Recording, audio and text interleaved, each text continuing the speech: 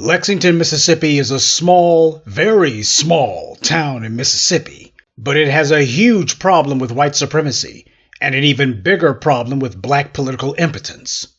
Lexington, Mississippi has a population of about 1,600 people. I think most of us attended high schools with a student body larger than that, but out of Lexington, Mississippi's 1,600 residents, 80% of them are black. But if that's the case, then why do they have a white mayor and a racist white police chief who brags about shooting black men 119 times? That's what's put them in the news and has people talking about them. And this guy was using the N-word and bragging about how racist and bigoted he is precisely because he knows nothing will happen to him, certainly not from any of the city leaders in Lexington, Mississippi. Mind you, he's doing this in a county and a city that's 80% black. Now we can roll our eyes about how pathetically dysfunctional this is and how asinine it is that the black population there is allowing this in what ought to be the safest black enclave in the state. But we need to take a closer look and understand it. Because Lexington is not some outlier. It's not some anomaly. What is going on in Lexington and been going on for quite a long time is not some sort of fluke. And that's the real problem. Now, this story has exploded into the headlines, but does anyone believe that this is new to that town? All you got to do is a little digging and you find almost immediately that in January of this year, black publications that cover news in that area were talking about the animosity between the white mayor and the white police chief and the black citizens of the town. The residents are angry that all of their black city aldermen don't do anything for them. An 80% black town that can't even get their leaders to take down a Confederate monument. In a town of only 1,600 people, not millions or even hundreds of thousands, but less than 2,000 people, and they can't even get their own so-called leaders to do what they're telling them to do. So obviously there's something going on here a hell of a lot worse and a lot more mendacious than mere black political apathy.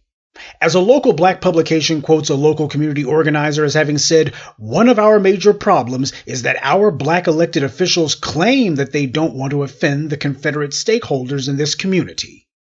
And that's why there are Confederate monuments still standing in that town. So this Mississippi hamlet can't even get their own black leaders to prioritize black people in a town where blacks are the overwhelming majority. And they're clearly not at all scared of what the black consensus or outrage is going to be. Instead, these scumbags make it a point to fight against black people. So they're not at all worried about the fact that black people are the majority there. They're not concerned about the political consequences for themselves. And if this situation sounds familiar, it should. This is very similar to what happened in Ferguson, Missouri, where Mike Brown was murdered.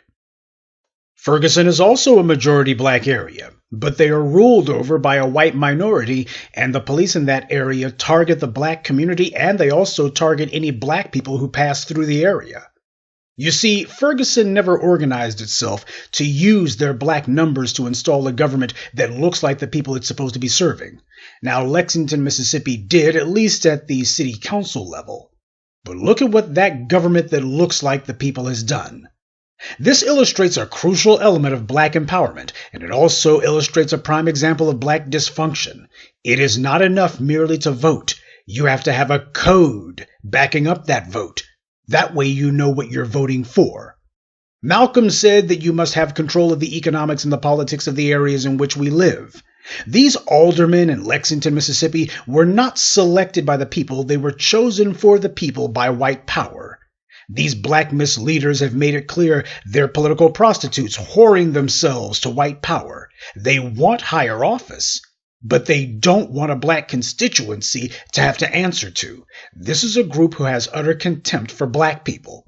Now, a number of bootlicks and do-nothing morons who never have and never will lift a finger for black people love to complain that because I say voting for president, governor, or senator has no real meaning for black people, then that means that I say black people shouldn't vote whatsoever. Of course, that's a lie. It's the kind of extremist hyperbole that you always find being put out by people who cannot actually counter what you say. They know you're right. They know that what you say makes sense. They can't argue with it, so they set up a straw man instead. Well, this would be an excellent opportunity for those retards, the "use gots to votes at all costs" crowd. Why, it's too dangerous for us. Too many people done died. These are the clowns who ought to be slithering out of their holes right now and telling us how well it worked for the black folks in Lexington, Mississippi. After all, they used their numbers to put in candidates that I'm sure that these clowns would approve of, and what do those black residents have to show for it? They got a white mayor, a white police chief, and they got Confederate monuments that can't be removed because their black leaders say we ain't gonna do nothing about it.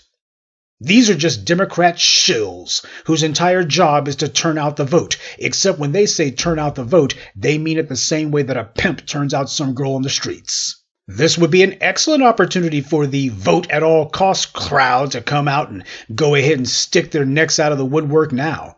But of course they're not going to, for the same reason they've been laying low ever since Jim Crow Joe got elected and turned his back on all of those phony promises that he made in 2020. Now, I could use this as a clear-cut, unequivocal example that voting doesn't work for black people, not even at the local level. Why, I could make that argument and you wouldn't be able to refute it. This is inexcusable, and this also happens to be inarguable, except for one thing. That's not my position, and it never has been. In fact, I've always said that voting at the local level does make sense because that's where we have the most leverage. The situation in Lexington serves as a perfect example of what I and others have been saying. Our criterion has always been do not vote unless the person on the ballot has taken a pledge to our tangibles, and that includes tangible security, pledging to punish the police or any other anti-black racist who targets us. Having a black person on the ballot isn't good enough. They must also pledge to operate in black people's interests.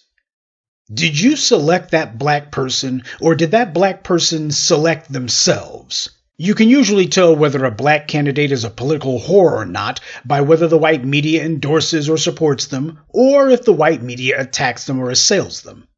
Did that black candidate come to you? Did they articulate your interests and then promise to enact those interests? Or did they give some unspecific gibberish about economic development and building a colorblind society and political imagination and racial equality? Again, you can gut check a would-be black politician on that by demanding that they answer the question about whether or not they support reparations and whether or not they are going to fight for it. And that they have to publicly declare that reparations are only for the black people in this country who came out of slavery in the United States. And you can also gut check them by demanding that they publicly promise to punish the police. If they cannot flat out and unequivocally pledge to do that, then they don't even get considered. That's a real litmus test, and it's one that works. Because as we've seen, these bootlicking Negro politicians make it a point to attack these very ideas. You mention reparations, and they immediately pivot to community programs for everyone. You talk about punish the police, and they pivot to talking about more sensitivity training. So the vote at all costs crowd is the reason that this happened. The idiots who say, we's got to vote no matter what. What's going on in Lexington, this is the result of their asinine advocacy. And they're hiding because liars can't defend the indefensible. But there's also another piece here that needs to be mentioned. Even if you do select the politician yourself, even if they say the right things, when they're in front of you at least, you still have to have a sword that you can hold over their heads. As we've seen in Lexington, that sword can't just be a vote by itself. A vote is important, it's crucial, you're not getting anything done without it. But it's not enough. See, the bootlicks in Lexington are showing you the same problem that we have in black enclaves nationwide. These black politicians are in the pockets of white power, willingly. What you see from these phony, corrupt, and crumbling black politicians is the exact same treason that you see from so many people in black society. That's what's at the core of off-code behavior. It doesn't matter if it's Pookie and Ray Ray causing problems in the black community at the street level, or if it's the congressional black talkers or sellouts in the Lexington, Mississippi city alderman's office. What you see are Negroes who are glad to betray and undermine us because they know that they can do it and still be able to eat the next day because white power will feed them. This is why Negro Jim Clyburn, America's favorite sharecropper, can spit in black people's faces. White power pays him, and it also employs his worthless offspring like Mignon and Clyburn.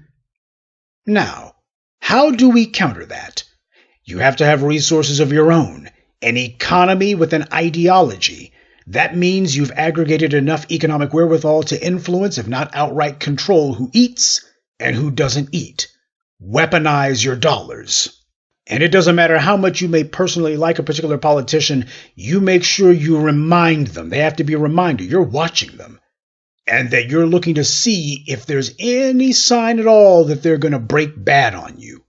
Because without resources and without making it very clear this ain't show friends, this is show business, then you're not going to be able to control the politicians once you put them in office. They will almost immediately become full-time political whores looking to sell out to the highest bidder. So a disciplined political vote is crucial, but a disciplined vote still requires resources to give it force outside of the ballot box. In a town of 1,600 black people, 80% of them being black themselves, how is it that they don't have that town on lock? It's because that's not where black Lexington, Mississippi residents' political focus is at. This is not to say that you should allow the current dysfunction there to be an excuse not to do anything at all. In fact, I'm saying exactly the opposite. You got to get in there and put in the work. But it is to say, understand that most black people have chosen to politically be sheep, and they will follow whomever appears to be the most organized shepherds. The people of Lexington are angry, and that's good, but black people have a bad habit of short memories. So what's called for is a core group of black people there who are on code. And with numbers as small as Lexington's, this ought to be a simple task, but there's something that needs to be remembered. Any town of black people who allows white supremacists to become their mayor and police chief are black people who as a group are more interested in currying the favor of white power than they are with putting themselves in the driver's seat. See, this is the problem with the morons who talk about vote at all costs, because when they say that, they also bring the typical snake oil about kumbaya with them. If you have people who define themselves in terms of not offending or worse, pleasing white power, then it doesn't matter if you're talking about Detroit, which also has an 80+% black population, by the way, or if you're talking about Lexington, Mississippi. The scale of the population isn't the problem. The traitors in charge of Lexington City Council actually reflect the mentality of those who voted for them. As above, so below. Negro lemmings. This is why the vote-at-all-cost crowd are so damnable and dangerous, and why our vote must be tied to a code of attacking and destroying white supremacy. That racist police chief let black Lexingtonians know that he thinks he's untouchable, certainly that there's nothing the black residents can do about him, or that they will do about him. Black residents there have shown weakness in the face of white supremacist aggression and emboldened the enemy to the point where they got 13% of the population, but they kill black people with impunity and then brag about it. And only a fool would be sitting around thinking the Democrats are going to do anything about it. As the Democrats see it, so long as black people are not challenging white power, it doesn't matter what political affiliation the white racist in public office claims to be a part of. Our dollars and our ballot must be on a war footing. The only way anything is going to change in Lexington, Mississippi, or anywhere else is when white supremacists and their black flunkies are shown that the black vote is on code and not just ready to put the right people in office, but ready to punish the wrong ones too. Good evening, and be one. I'd like to take a moment to mention some of our contributors: Amir Miller, John Harvin, Keith Weston, Eric Bailey, and Fahim Carter. Salute to them, and thank you to everyone for listening, liking, and sharing this message. Black empowerment only exists because of you.